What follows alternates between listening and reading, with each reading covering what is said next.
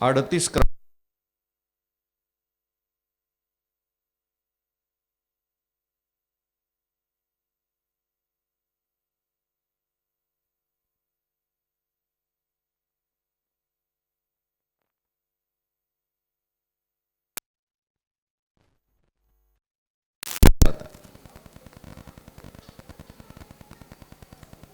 हा 18वा अध्याय जो आहे हा गीतारूपी मंदिराचा कळस आहे।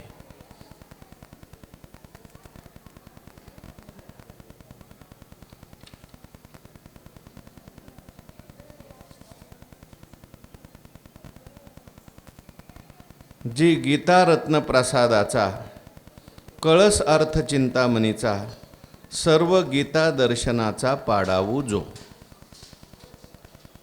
18व्या अध्यायाचं महत्त्व सांगत असताना गीता रत्न प्रसादाचा कळस अर्थ चिंतामणीचा, हे गीतारूपी मंदिर जे आहे ते रत्नाचं मंदिर आहे। त्याचा जो कळस आहे तो चिंतामणीचा आहे। आणि हा 18वा अध्याय जणू काही सगळ्या गीता दर्शनाचा पाडाऊ म्हणजे वाटाडे आहे। कोणी केलं हे गीता मंदिर, किती महत्त्वाचं आहे हे गीता मंदिर, आणि गीता मंदिराचा कळस सुद्धा तसाच किती महत्त्वाचा आहे हे सांगण्याकरता म्हणून व्यास महर्षींनी केलेलं हे गीता मंदिर। कशा पद्धतीने व्यास महर्षींनी रचलेलं आहे याचं महत्त्व या ठिकाणी सांगत असताना व्यास महर्षींनी हे मंदिर कोणत्या जागेवर तयार केलं त्याचं वर्णन केलं। काल आपण त्याचा विचार करून आलो। व्यासू सहजे सूत्री बळी तेने निगम रत्नाचळी उपनिषदार्थाची माळी माझी खांडली। व्यास महर्षी हे सहजच बलवान असे शिल्पकार आहेत, मंदिर बनवणारे आहेत। फार मोठी बुद्धी व्यास महर्षींच्याकडे येते, भगवंताचे अवतारच आहेत। कुठलेही कष्ट न पडता सायास न पडता त्यांनी त्या ठिकाणी वेदरूपी रत्नाचा जो पर्वत आहे त्याच्यावर असलेलं उपनिषदरूपी अर्थाचं पठार आणि त्याच्यावर खोदायला सुरुवात केली। याचा अर्थ काय आपण काल पाहून आलो। वेदाचा विचार केला, उपनिषदाचा विचार केला, आणि ही वेद उपनिषद लोकांना सगळ्या सुसेव्य कशी होतील, सुलभ कशी होतील, सर्वाधिकार सेव्य कशी होतील याच्याकरता म्हणून व्यास महर्षींनी गीतेची रचना केलेली आहे। भगवान परमात्मा आणि अर्जुन याच्यामध्ये जो संवाद झाला तो असा मोकळा संवाद झाला, पण तो छंदोबद्ध केला 700 श्लोकामध्ये वेगवेगळ्या छंदामध्ये।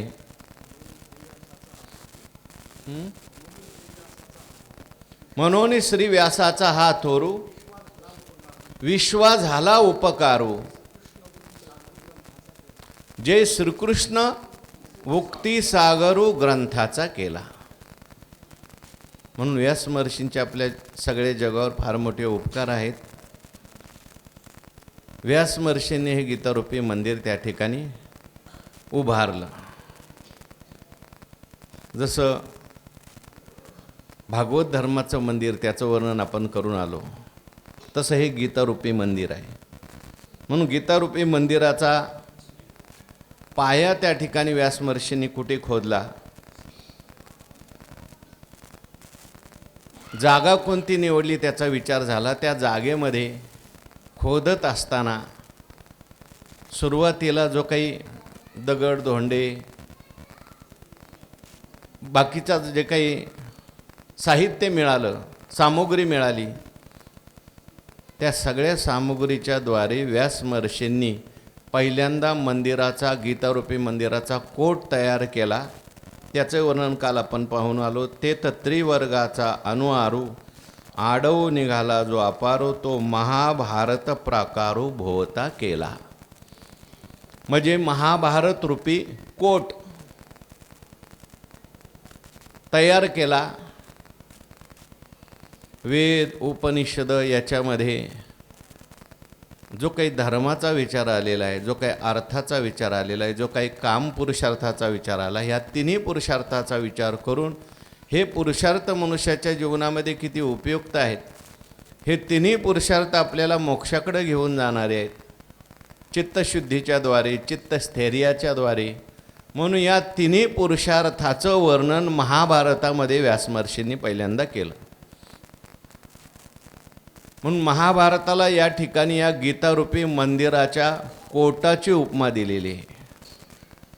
आपण जर पाहिलं तर महाभारतामध्येच गीता आलेली आहे. वर्णन केलं ज्ञानोबारायांनी. आता भारत कमळ परागो, जो गीताख्य प्रसंगो, जो संवादला श्रीरंगो अर्जुनेशी. महाभारत हे एक प्रकारचं कमळ आहे आणि या कमळावर असलेला पराग, कमळाचं सार म्हणजे श्रीमद भगवद्गीता आहे. तसे सगळे 18 पर्व म्हणजे एक प्रकारचे कमळ दळच आहेत आणि मध्यभागी असलेली गीता म्हणजे परागासारखी आहे. संपूर्ण त्या ठिकाणी महाभारताचं सार म्हणजे गीता आहे. सगळ्या शास्त्राचं सार गीता आहे. सगळ्या वाङ्मयाचे मथित म्हटलेलं आहे.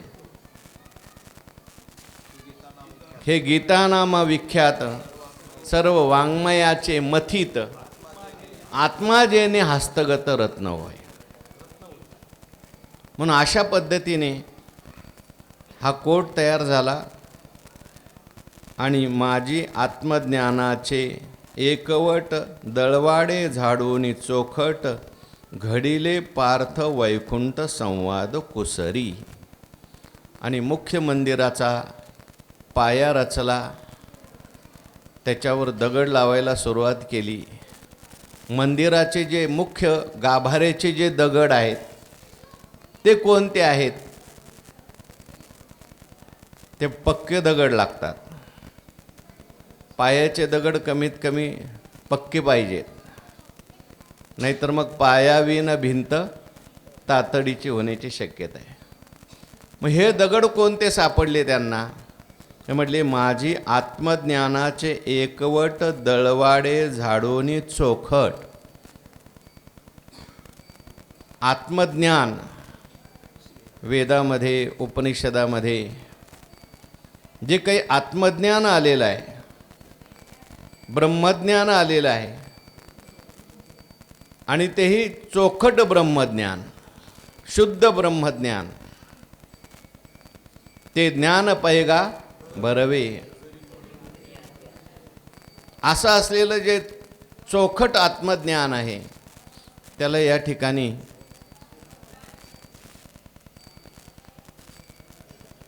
पाषाणाची उपमा दिली, दगडाची उपमा दिलेली. मजबूत असा दगड म्हणजे आत्मज्ञान आहे. धर्म अर्थ काम आणि धर्म अर्थ काम या 3 पुरुषार्थांना आणू आरू असं म्हटलं आहे. ते दगड धोंडे आहेत छोटे छोटे. परंतु आत्मज्ञान जे आहे तो आत्मज्ञानाचा काळा पाषाण म्हणा, पक्का दगड म्हणा, तो त्या ठिकाणी त्यांनी शोधला आणि तो झाडून स्वच्छ केला आणि तो घडवला. पुन्हा पायाला दगड लावत असताना, मंदिराच्या कामाला दगड लावत असताना ते दगड घडवावे लागतात. पक्के आहेत का हे पाहावं लागतं. त्याच्यामध्ये काय फुटलेले दगड ते बाजूला काढायचे आणि पक्के असलेले दगड त्यात लावायचे. म्हणून हे सगळे दगड जे आहेत ते आत्मज्ञानाचे, ते दगड त्यांनी निवडले आणि हे आत्मज्ञानाचे दगड त्यांनी शुद्ध केले. ते आत्मज्ञान कसं आहे? संशय विपर्यय रहित असलेलं आत्मज्ञान. झाडलं ते आत्मज्ञान आणि ते घडवलंय म्हणजे त्याला सुंदर असा संवादाच्या माध्यमातून ते आत्मज्ञान सांगितलं आहे. कोणाच्या संवादाच्या माध्यमातून सांगितलं? घडिले पार्थ वैकुंठ संवाद कुसरी. पार्थ आणि वैकुंठ, अर्जुन महाराज आणि भगवान श्रीकृष्ण परमात्मा या दोघांच्या संवादातून कुशलतेने हे आत्मज्ञान आणि आत्मज्ञानरूपी दगड, त्या ठिकाणी दगडाच्या माध्यमातून हे गीतारूपी मंदिर रचायला व्यास महर्षींनी सुरुवात केली. आत्मज्ञान सांगितलंय, परंतु इतक्या कुशलतेने सांगितलंय की ते आत्मज्ञान सहज सेव्य झालं. अर्जुनाचा आणि भगवंताच्या संवादाच्या माध्यमातून एखादा सामान्य मनुष्य जरी तो संवाद ऐकायला लागला तरी सुद्धा त्या संवादाच्या माध्यमातून त्याला सहज आत्मज्ञान होईल. अशा पद्धतीने भगवान श्रीकृष्ण परमात्म्याचा आणि अर्जुनाचा संवाद व्यास महर्षींनी त्या ठिकाणी लिहिलेलं आहे.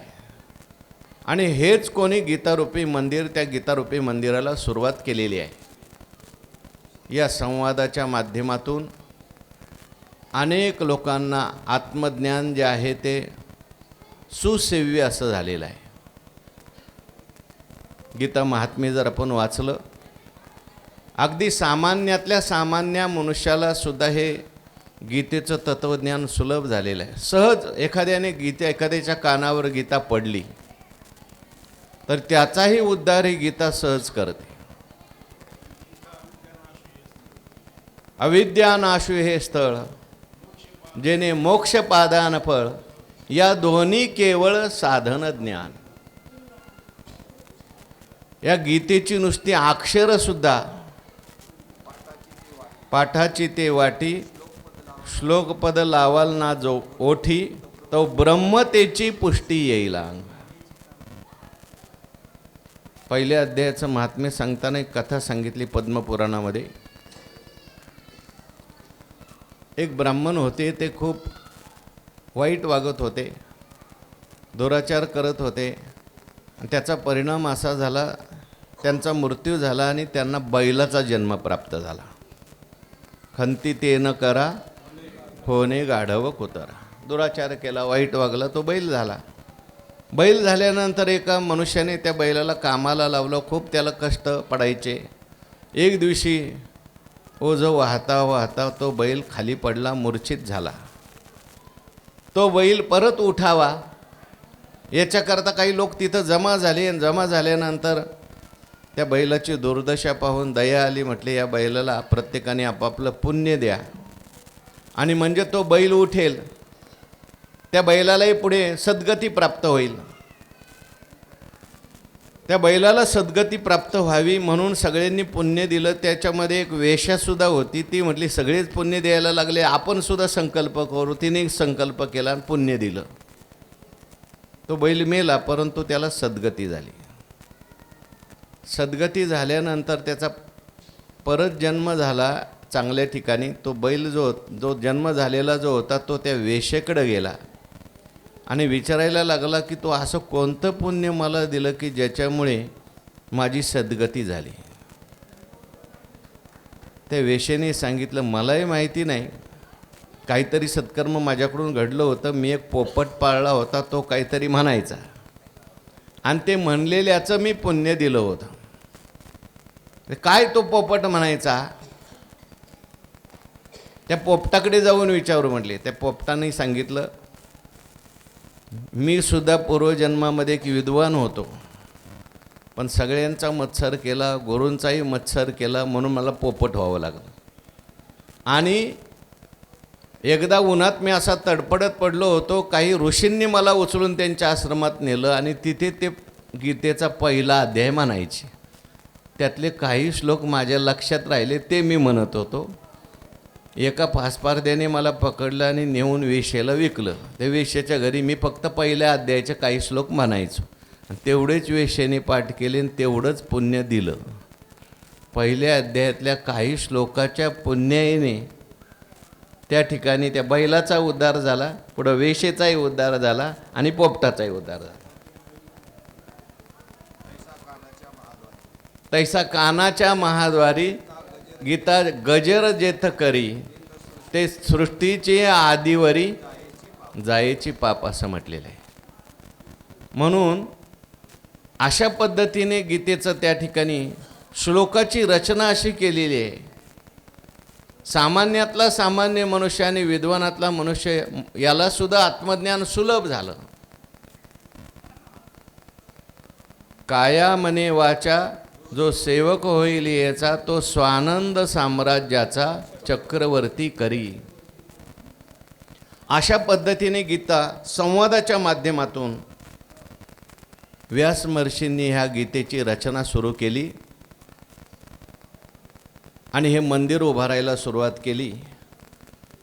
मंदिर बांधत असताना, घर बांधत असताना ते कशा पद्धतीने बांधतात, त्याच्याकरता प्रत्येक दगड ठेवत असताना तो दगड व्यवस्थित ठेवला गेला आहे की नाही त्याचा विचार करावा लागतो. एका रेषेत आहे की नाही, ओळंब्यामध्ये आहे की नाही. ते बांधणारे जे लोक असतात ते प्रत्येक थर त्याचा तपासून बघतात. थरावर थर ठेवताना एक दगड लावताना सुद्धा त्याचा खूप विचार आहे. मग व्यास महर्षीसुद्धा हे उत्तम शिल्पकार असल्यामुळे त्यांनी हे गीता मंदिर बांधत असताना ओळंबा कोणता लावला, दोरी कोणती लावली, पुरवण्या कोणत्या घातल्या, त्याच्यामध्ये काही भर घालावी लागते. ती भर कशाची घातली, 2 दगडाच्या मध्ये भर घालावी लागते आणि ते दगड नीट व्यवस्थित ठेवावे लागतात. त्याचं वर्णन या 38व्या ओळीमध्ये केलेलं आहे. वाचा सगळ्यांनी ओळी. निवृत्ती सूत्र सोडनिया, सर्व शास्त्रार्थ पुरवनिया, आवो साधिला मांडनिया मोक्षरेखेचा. निवृत्ती सूत्र सोडनिया, त्यांनी हातामध्ये सूत्र घेतलेलं आहे. सूत्र म्हणजे दोरी घेतलेली आहे, लाईन दोरी घेतलेली आहे, ओळंबा घेतलेला आहे. ते कोणती दोरी घेतली म्हटले, निवृत्ती सूत्र सोडनिया. निवृत्तीची दोरी हातामध्ये घेतलेली आहे, निवृत्तीचा ओळंबाही हातामध्ये घेतलेला आहे. आणि हे सगळे गीतेचे अध्याय म्हणजे एका थरावर एक थर आहेत बरं का. खालचा थर आहे, पहिलं फाउंडेशन आहे, पहिला पाया आहे. पाया म्हणजे पहिला अध्याय आहे. त्याच्यानंतर पायाच्या वरची जी भिंत आहे ते आपण त्याला काय म्हणतो, प्लिंथ म्हणतात, तो म्हणजे दुसरा अध्याय आहे. तो झाल्यानंतर मग पडे तिसरा अध्याय, चौथा अध्याय, पाचवा अध्याय, असे थरावर थर बरोबर लावत असताना सूत्र कोणतं हातामध्ये घेतलेलं आहे, तर निवृत्ती सूत्र सोडनिया. या निवृत्ती शब्दाचे सुद्धा अनेक अर्थ आहेत. निवृत्ती शब्दाचा अर्थ मोक्ष असा आहे, निवृत्ती शब्दाचा अर्थ परमार्थ असा आहे, निवृत्ती शब्दाचा अर्थ वैराग्य असा आहे. म्हणून ते निवृत्तीचं सूत्र म्हणजे वैराग्याचं सूत्र हातामध्ये ठेवलं, परमार्थाचं सूत्र हातामध्ये ठेवलं, मोक्षाचं सूत्र हातामध्ये ठेवलं.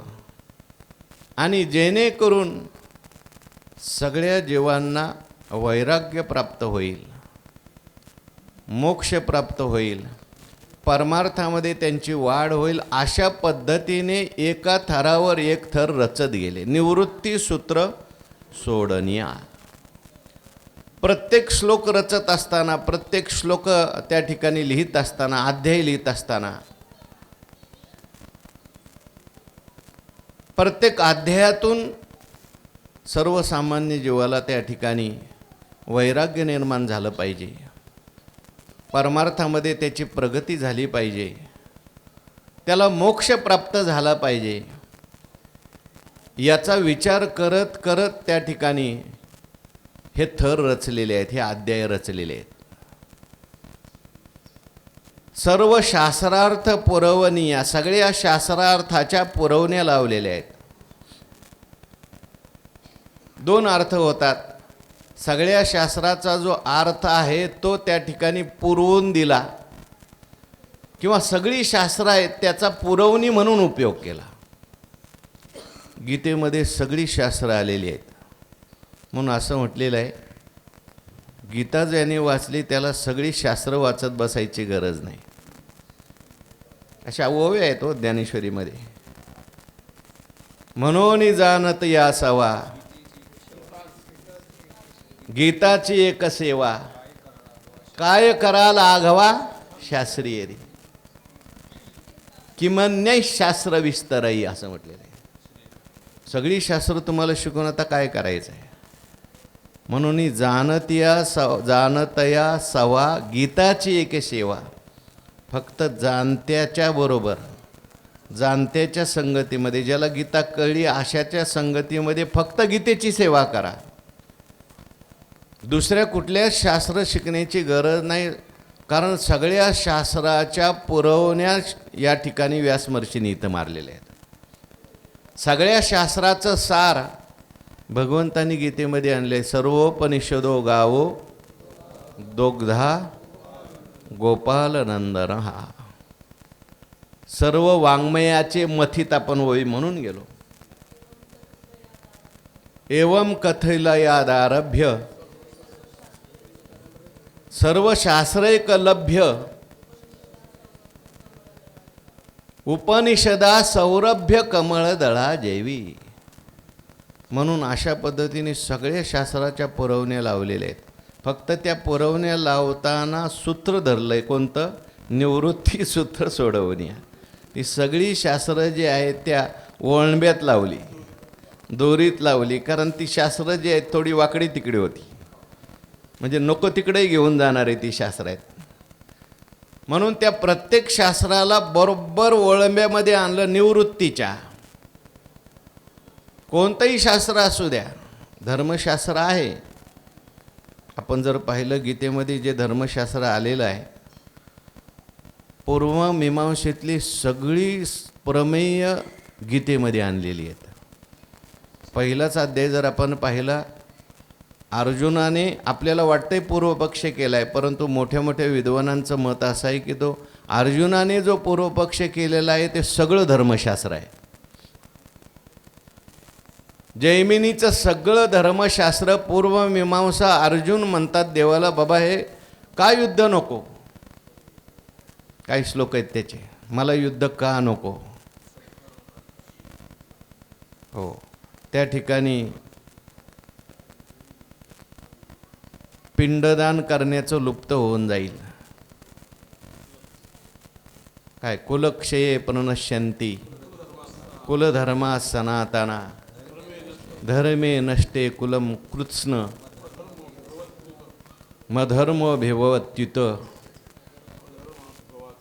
अधर्मो भिभवात कृष्ण प्रदुष्यंती कुलश्रिया श्रीषु दुष्टासु वार्ष्णेय जायते वर्णसंकरः संकरो नरकायैव कुलघ्नानां कुलस्य च पतन्ति पितरो हेषां लुप्तपिंडोदकक्रिया.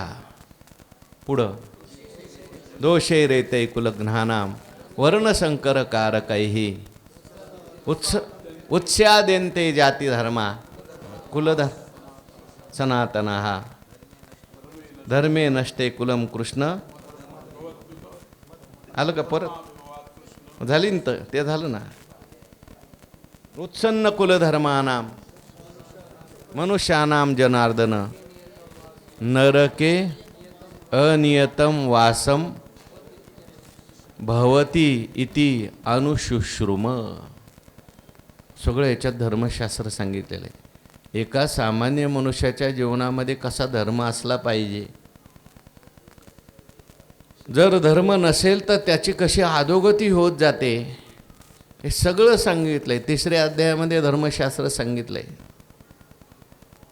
भगवान परमात्म्याने त्या ठिकाणी ही सगळी सृष्टी निर्माण केली, पण सृष्टी निर्माण नुसतीच केली नाही, त्याच्याबरोबर प्रत्येकाला प्रत्येकाचा धर्म निर्माण केलेला आहे. सहयज्ञा प्रजा सृष्ट्वा पुरोवाच प्रजापती मेषवस्त्विष्ट कामधुक नित्याग संहिते सृजिली सकळई भूते सूक्ष्म म्हणून ते वेळी प्रजविला विनविला ब्रह्मा देवा आश्रय येथ काय आम्हा. हा तुम्हा वर्ण विशेष वशे आम्ही स्वधर्म विहिला असे याते उपासामय मग आपैसे पुरती काम. सगळं धर्मशास्त्र आहे. नास्तिक शास्त्रांचा विचार सोडून द्या, त्याचाही थोडा थोडा भाग घेतलेला आहे. पण आस्तिक शास्त्र जे आहेत आपल्याकडे 6 नास्तिक शास्त्र सांगितली आणि 6 आस्तिक शास्त्र सांगितली. कोणती कोणती आस्तिक शास्त्र आहेत? न्याय वैशेषिक, सांख्ययोग, पूर्वमीमांसा, उत्तरमीमांसा. उत्तरमीमांसा म्हणजे निवृत्तीशास्त्र आहे, मोक्षशास्त्र आहे.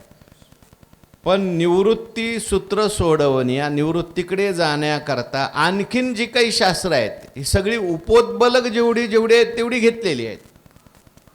न्यायाचा विचार घेतलेला आहे. ज्ञानोबरायांनी काही न्यायाचे सिद्धांत किंवा भगवंतांनी सुद्धा न्यायाचे सिद्धांत सुद्धा गीतेमध्ये सांगितलेले आहेत. जी काही अनुमानं सांगितलेली आहेत, तर्क सांगितलेले आहेत भगवान परमात्म्याने, तर्काच्या परिभाषेत न्यायाच्या परिभाषेत अनेक ठिकाणी भगवान परमात्मा बोललेले आहेत. ही सगळी शास्त्र जी आहेत कशा करतायत? न्यायशास्त्राचाही आपल्याला उपयोग आहे, बुद्धीचं एकाग्रीकरण करण्याकरता आहे.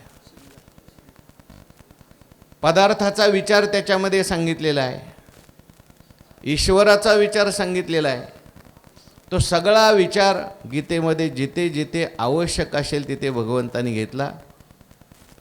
सांख्ययोगाचाही विचार आलेला आहे. प्रकृती पुरुषाचा विचार जो आहे, कितव्या अध्यायात आला प्रकृती पुरुषाचा विचार? 13वा अध्याय. सगळा विचार 7व्या अध्यायापासूनच सुरुवात झाली. परा प्रकृती अपरा प्रकृती, हा प्रकृती पुरुषाचा विचार. प्रकृते क्रियमानानी गुणै कर्मानी सर्वशा अहंकार विमूढात्मा करता हमिती म्हणणे. प्रकृती करी कर्मे ती म्या केले म्हणे भ्रमे हे तर करता येणे नामे बोली. त्याचाही विचार त्या ठिकाणी सांगितला. पण निवृत्ती सूत्र सोडवणे, निवृत्तीच्या रेषेत प्रकृती पुरुषाचा विचार सांख्यांचा घेतलाय, परंतु ते प्रकृतीला सत्य मानतात, तसं मात्र प्रकृतीला सत्य मानलेलं नाही. सांख्यसुद्धा पुरुष मानतात, पण पुरुष त्या ठिकाणी नाना मानतात, कर्ता भोक्ता मानतात. तसा कर्ता भोक्ता पुरुषाला मानलेलं नाही. प्रकृतीला कर्ता मानतात, पुरुषाला भोक्ता मानतात. ते सोडून निवृत्ती सूत्र सोडवणे ते लावलंय त्याला. योगाचाही विचार आहे. 6वा अध्याय जर आपण पाहिला तर सगळा योगाचा विचार भगवान परमात्म्याने सांगितला आहे. शनै शनै रूप रमेत बुद्ध्या धृती गृहीतया आत्मसंस्थं मन कृत्वा न किंचिदपि चिंतयेत. योगसूत्राचा जो विचार आहे, योगशास्त्राचा जो विचार आहे, योगचित्तवृत्ती निरोधा, त्याचाही उपयोग करून घेतला आहे. त्याला म्हणतात जर सर्व शास्त्रार्थ पुरवणीय. ह्या सगळ्याच्या काय टाकलेले आहेत? हो, दगड लावलेले आहेत आत्मज्ञानाचे. पण ते दगड लावत असताना त्याला रेष लावलेली आहे किंवा ओळंब लावलेला आहे, दोरी लावली, ओळंब लावली, ती निवृत्तीची लावलेली आहे. आणि जेणेकरून निवृत्ती मनुष्याला प्राप्त होईल, जेणेकरून परमार्थ प्राप्त होईल, जेणेकरून वैराग्य प्राप्त होईल, अशा पद्धतीने ही सगळी शास्त्र त्याच्यामध्ये पुरवणी म्हणून लावलेली आहेत. जसं 2 दगड ठेवल्यानंतर ते व्यवस्थित राहावेत त्याच्याकरता खाली काहीतरी भर घालावी लागते, त्याला पुरवणी असं म्हणतात. ती घातलेली आहे सगळ्या शास्त्रांची. आणि आवास आदिला मांडनिया मोक्ष रेखेचा, मोक्ष रेखेचा आवा, मोक्षाची जी रेषा आहे त्या मोक्षाच्या रेषेचा आकार किंवा आवार मंदिराचं तयार केलेलं आहे. म्हणजे जेणेकरून जो कोणी या मंदिराकडे येईल